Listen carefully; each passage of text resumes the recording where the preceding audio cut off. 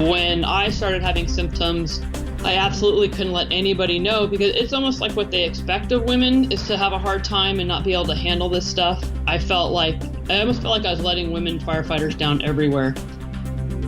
Enchanted Sky Media.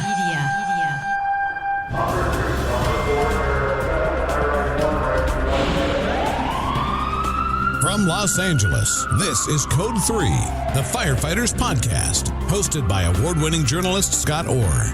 Code 3 features interviews with leading members of the fire service, discussing firefighting strategy, tactics, and other topics you need to know more about. Now, here's Scott. That's right, and I will not let Parkinson stop me. Thank you for joining me again for another edition of Code 3. You are listening to the show for and about firefighters. Let's get started. Many firefighters are well aware of the pain of post-traumatic stress disorder. They're also often familiar with the stigma that comes with it. We've talked about PTSD and that stigma on this show before, but it's maybe twice as hard to endure them when the firefighter suffering from it is a woman. PTSD has been seen as a sign of weakness, and to some degree it still is. The judgment can even come from firefighters who are experiencing PTSD themselves. Today's guest is a woman who left the fire service after she experienced it in a severe form. How severe? She even considered suicide. Christy Warren is a retired captain for the Berkeley, California Fire Department. She has 25 years of service as a paramedic, 17 as a firefighter. She was diagnosed with PTSD in May of 2014. Now, Christy works with West Coast Post-Trauma Retreat. And Christy Warren joins me now. Welcome to Code 3. Thank you, Scott. Thank you so much for having me. It's good to have you. It's an important topic. How did your PTSD begin to manifest itself? I had a fatal fire, and my behavior started changing where I was kind of more agitated, and I just couldn't stop talking about that call and thinking about that call. And then I stopped sleeping. I just couldn't sleep at all. I was wide awake all the time. I started having nightmares. I started having a lot of anxiety. Like every time the tones would go off at work, even if it was just for like a leaking hydrant or something, my anxiety would just go through the roof, which was just not like me at all.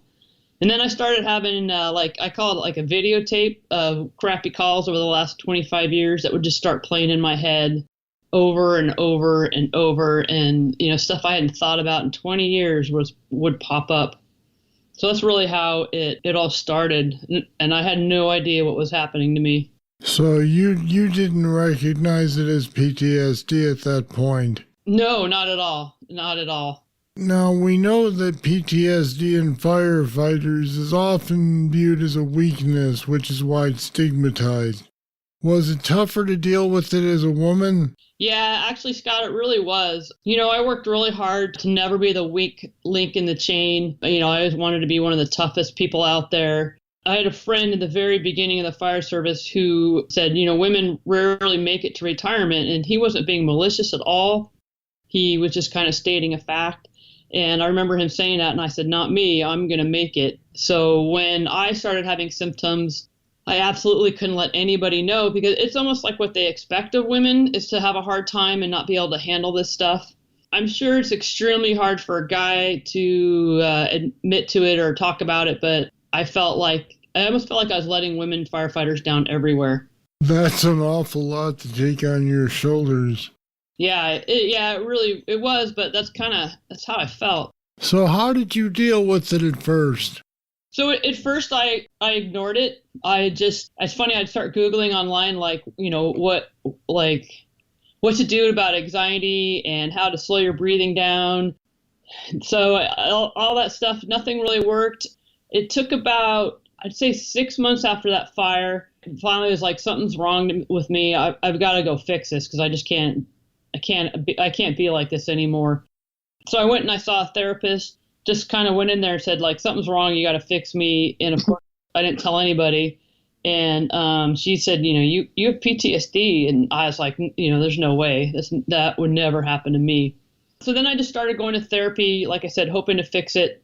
And I continued working, and I kind of did that for, I don't know, like another 5 or 6 months. When did you realize that you couldn't deal with it by yourself?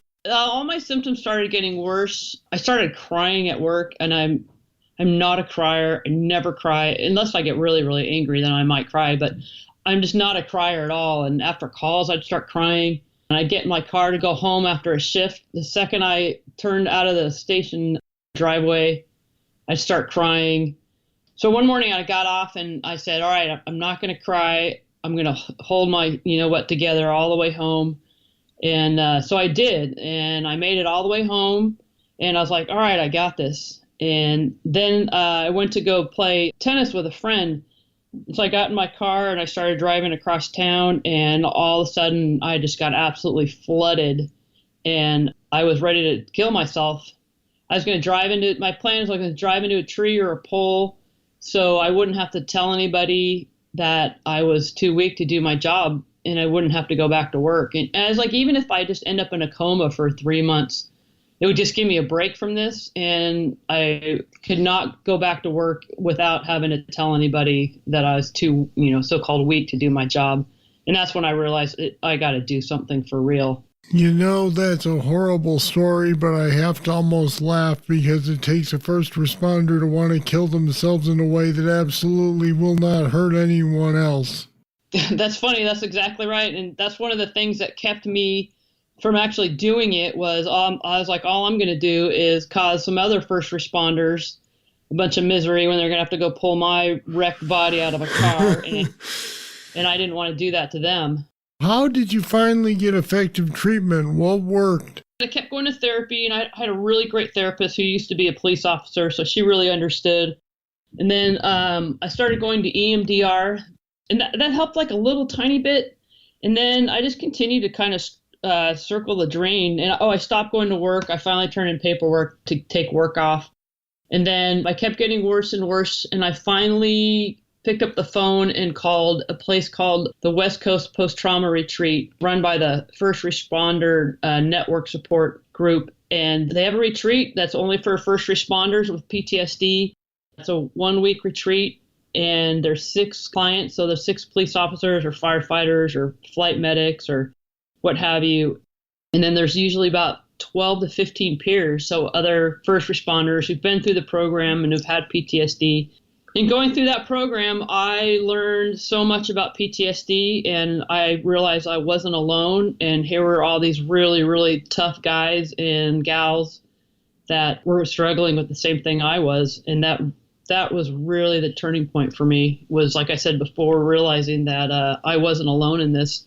And then learning everything else about the PTSD. When you walked into your first session there at West Coast, how did you react? It's funny. So everybody gets there on a Sunday afternoon, and I came in and I did what I usually do to people, and I judged everybody.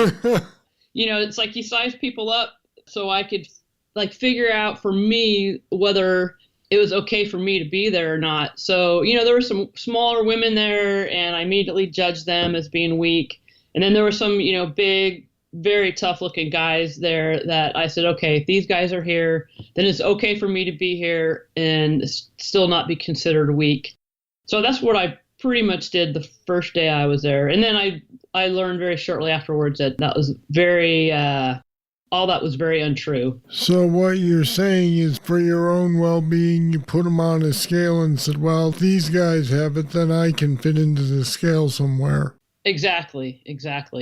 It must have been difficult. Now, I noticed that you didn't say anything about going to your department or your city government or whatever to do this. You did it all outside.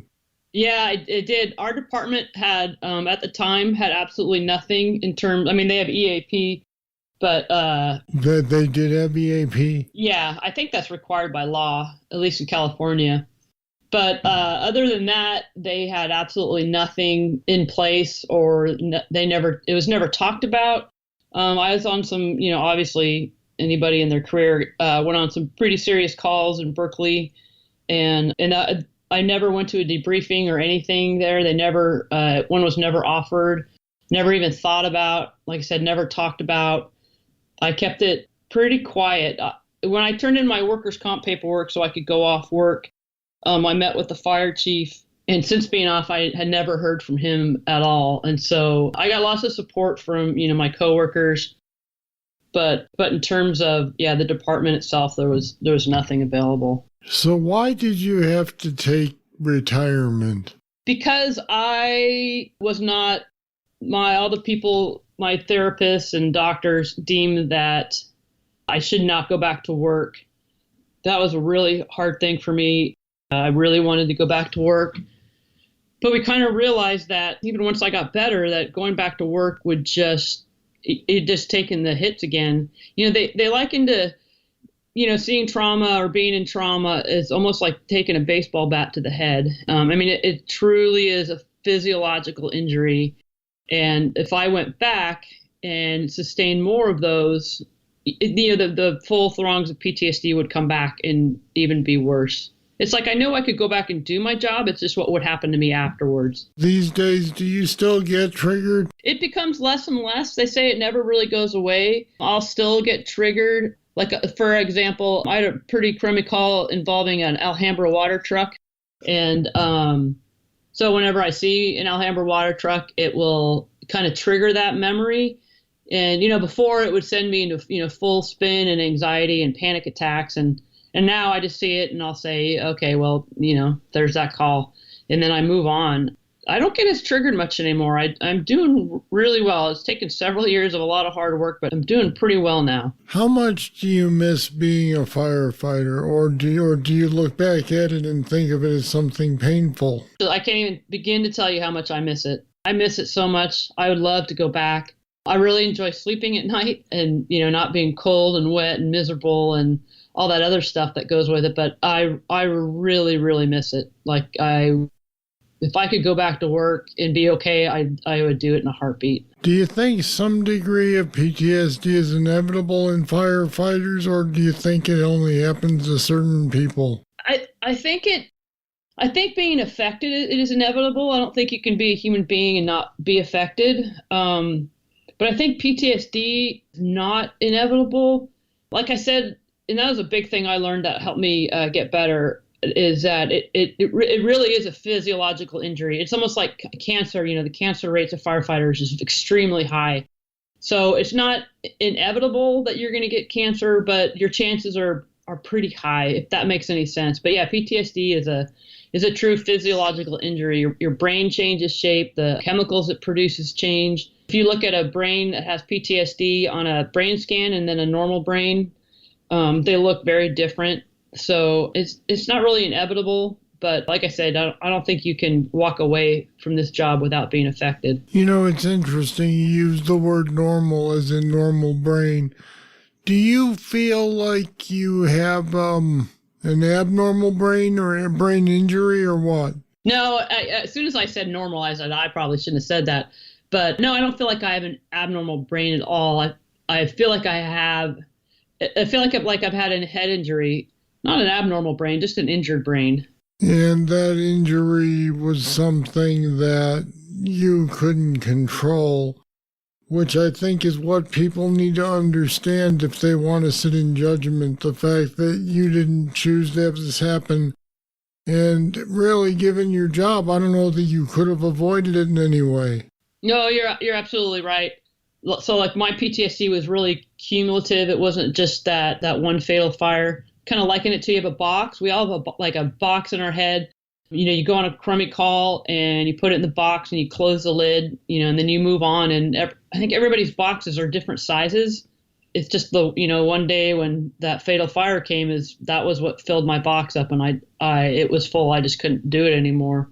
But like you said, we don't have control over it. There's really nothing you can do about it. You said you never heard back from your chief after you took leave. Do you think the department should have handled it differently, or do they handle things differently now? They handle things extremely differently now. When I went off work, there was another guy there and he's very well respected, and he went off work due to PTSD. And when that happened, actually our union said, we got to do something because we don't want to lose any more members. So they actually put together a peer counseling unit, and I'm really proud of them. They really did it right. It's seeing a lot of success right now.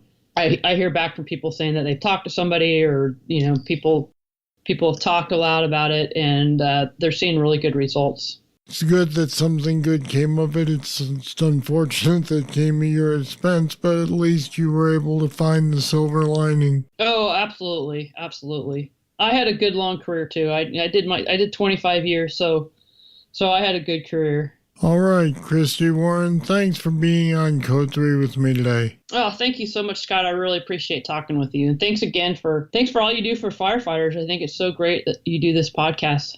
Christy experienced PTSD, and it cost her a career she loved. Do you have any signs of PTSD yourself? What are you doing to address them? How do you help others deal with it? You can leave your comments on our website at code3podcast.com/help. There are links to more resources there as well. This show would not be possible without the support of the superfans who have made a pledge at our Patreon page. Why not join them? It's easy. Head over to code3podcast.com/support, and if you donate $10 a month or more, you'll get instant access to the Code 3 Bull Sessions. They're extra content we make available exclusively to patrons. So make your pledge today. All right, that's it. That's all for this edition of Code 3. Thank you for listening. I'll be back next time with more, and I sure hope you'll be here too. I'm Scott Orr, and until then, stay safe. Code 3 is a production of Enchanted Sky Media. To contact us, get more information on today's topic, or to subscribe to the podcast, go to code3podcast.com.